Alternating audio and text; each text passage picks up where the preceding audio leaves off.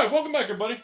Rudy Alpha Investments. I know a lot of people always ask me, because a while back ago on this channel, I covered a lot more non-magic related topics.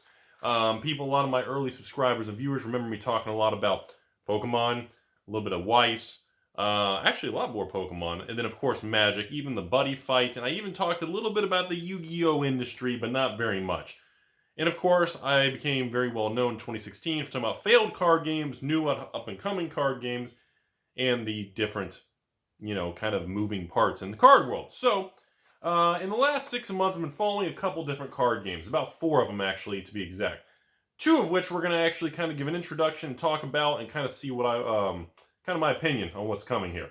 So, these 2 we're going to talk about today is this Flesh and Blood card game, all the way down from New Zealand, way down there. And of course, the infamous Argent Saga over here in the United States with the, Ultra Reality Games, all these guys over here. So we're going to start with, I don't know where to start. We're going to start with the Flesh and Blood one. So, for those of you not aware, originally I started getting messages on this up-and-coming card game. I would say probably about 2-3 months ago.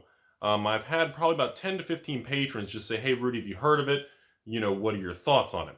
And then, of course, some other people sent me links to other reviews and discussions on YouTube. Overall, very little views, not really a lot of well-known information on this new kind of card game coming out. Now, the thing that I found interesting, this is by Legend Story Studios down in New Zealand. I know New Zealand's pretty much known for grinding gear games, the Path of Exile. I know a lot of you guys out there play that watch this channel. This is not related. This is not the Path of Exile grinding gear games crew. This is pretty much by a different company. If you guys want to know on there, you can go. I'll put a link in the website below so you guys can actually look into this. Technically, they are Legend Story Studios, and they are not the same people, but they're from the same part of the world. Couple things I really like about this particular product. No, these are not sponsored. I'm not paid. I didn't get a lump sum of thousands of dollars to make a video, so before anyone gets suspicious. I'm going to tell the pros and cons of what I like about each one so far. First, Flesh and Blood. This one is more of a dark, mechanical. The artwork is more adult, kind of Diablo Path of Exile theme. A lot of items, equipment, a lot of battling type of approach. Kind of reminds me, what's a good way to say it? Maybe more of like a fighting game with your soldiers and kind of your god, the way you give them kind of tools and weapons and they attack. Some people related to that Universal Fighting game a long time ago in the 90s. I can see a little bit of vibes, but not quite. The thing I like, though, they are very big on unique cards. And I think that comes from getting legendaries and uniques from that type of action RPG type of genre. So you get a lot of cards throughout the series, and what their intentions are is to make them unique, not reprintable, to really focus on the secondary market. And obviously everybody knows I'm a big fan of secondary market and that type of thing. So immediately, that's attractive to me. I like more of the feel, the theme, and the style of artwork and how they are focusing on secondary market. Now, of course, other players out there may say, well, Rudy, I don't agree because I don't want expensive cards. But at the same time, store owners and people and distributors understand the importance of having cards with actually value in the market for long-term stability. You need to create that economy. Everything from the video game world to the Magic world, you need to have a thriving secondary economy so that the cards in the box are worth money. You want stores to order multiple cases, open a case, have singles in their display case to sell singles at a profit, in addition to sell packs for play or draft or whatever you want to do for your customer base. You must have both. I've always been very adamant on that. So that's something I really liked. I liked how they are focusing and they have a different type of objective in mind compared to Argent Saga kind of thing. Now, I know recently a lot of people said, Rudy, you always bash Keyforge. And that was a Richard Garfield from Magic game. Look, I played Keyforge. I tried it out. It is fun. I'm not going to lie. But at the same time, I don't get the vibe of collectability and because of the way they do the pre-constructed decks. You register them. I get it. Where, you open a whole package and that deck is random, not the cards within it. And I'm not a fan of that style. It just doesn't do it for me. I don't think long-term the Keyforge business model will be successful. That's my personal opinion. Now, as far as these 2 new up-and-coming big guys, I mean, they're not really up-and-coming. Argent Saga has been kind of 2019 for the whole year. Flesh and Blood's a little bit newer. And I've talked to both of these creators, and I've been messaging with them, kind of communicating.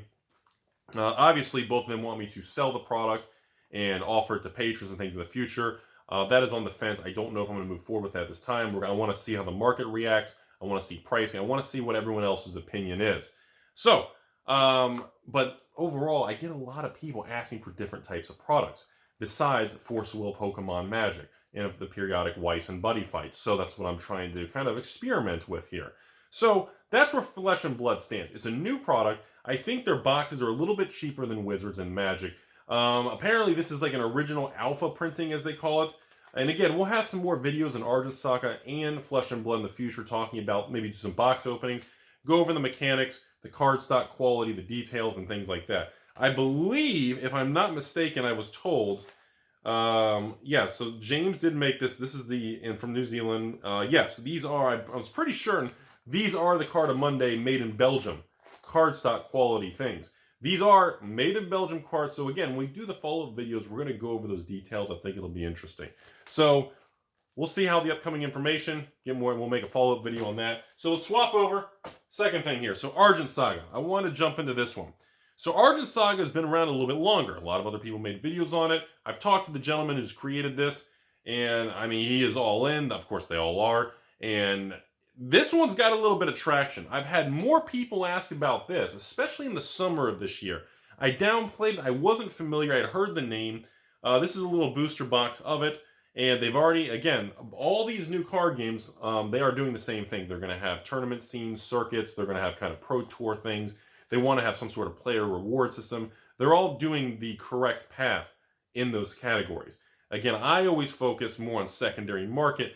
As a store owner, can I open the box, put singles in a display case, in addition to sell sealed product?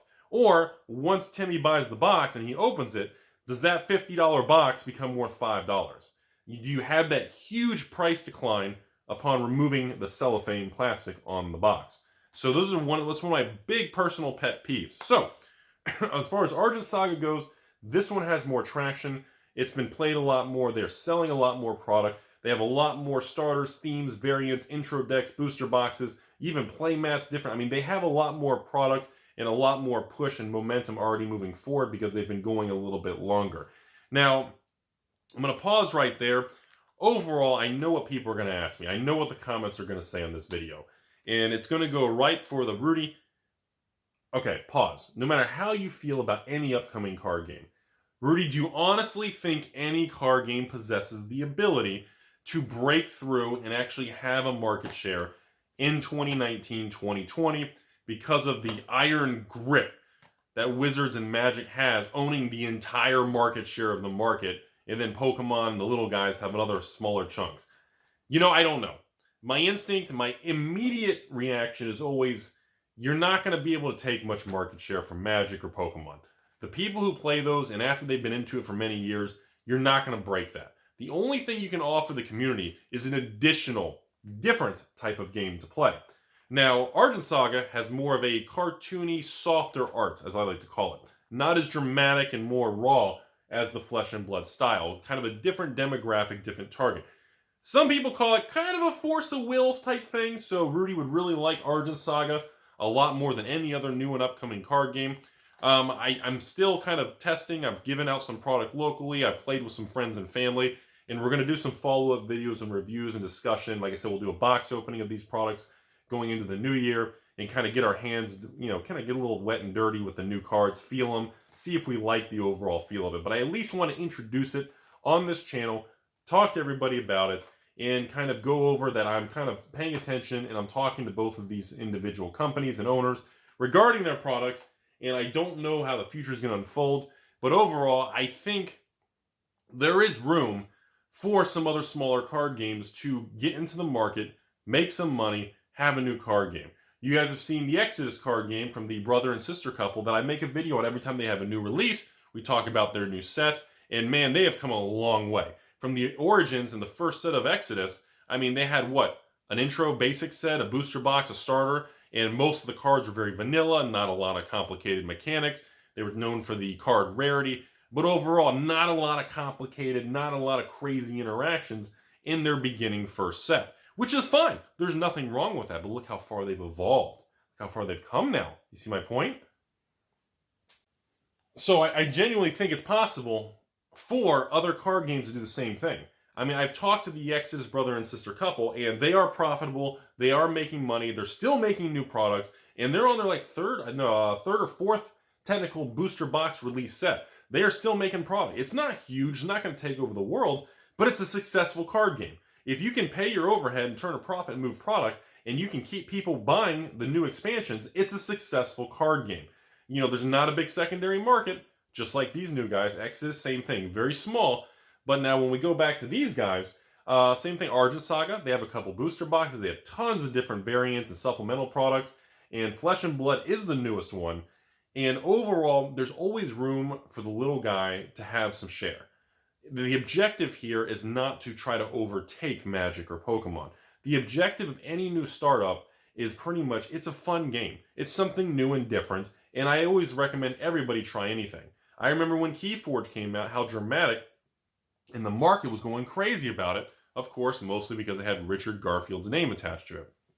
Of course, as time went on, Keyforge is still around, but it's not really exploding like it was when it first came on the scene. Personally, I feel like I like the concept of more darker, grittier, kind of the Diablo loot-based, unique, legendary type of card game. Now this one's more fighting, weapons and equipment. But I feel like Argent Saga may have more of a bigger appeal to the overall market because of the theme, the artwork, the kind of layout and formatting, and more of a quicker, easier to understand. It's a different feel. It's a softer feel. So I think that might appeal to more younger versus older, and it might have a bigger demographic. I don't really know. I haven't done any research on that kind of stuff.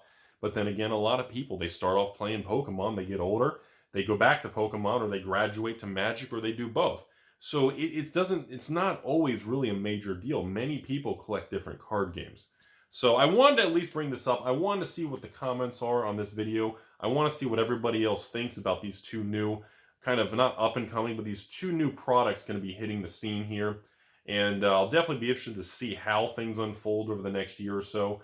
I know in the past, like I mentioned on the Exodus card game, another card game I actually really liked, but they never really made more product, and I guess it didn't get the traction, was the Megacorp card game. I thought Megacorp was a really neat cyber business game, but unfortunately, after the initial release of starter decks and boosters, kind of nothing else really happened. Unfortunately, it is what it is. I don't think it's their fault. It's just the overall market is extremely difficult to really make these card games work. It's a labor of love, and it's very difficult to get profitability on creating your own product. Personally, I would never go that route. I don't have the stomach for that. I mean, both of these guys have probably put, their heart and soul and life savings.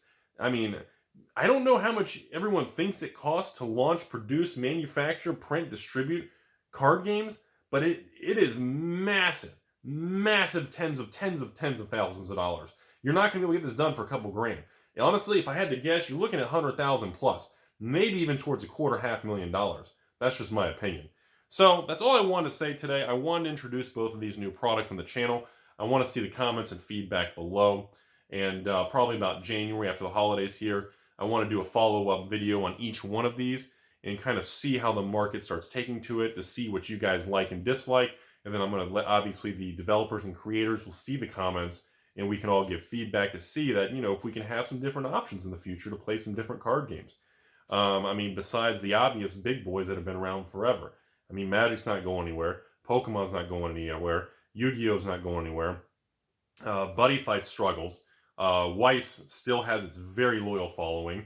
You have, even Force of Will, they're not growing or tanking. They have a very loyal fan base. They're still making new sets every couple months. I run out every new release on Force of Will. I order a couple hundred boxes, and of course, if they can deliver on the product, and I sell out every time. There's a lot of card games that, Force of Will is not trying to take down Magic or Pokemon or Flesh and Blood and Argent Saga. They're all just trying to coexist. So that's all I have to say. I just want to see what everyone's opinion is. Other than that, yeah, ought to be fun. I know there's a ton of new card games out there, and I know most of them don't make it.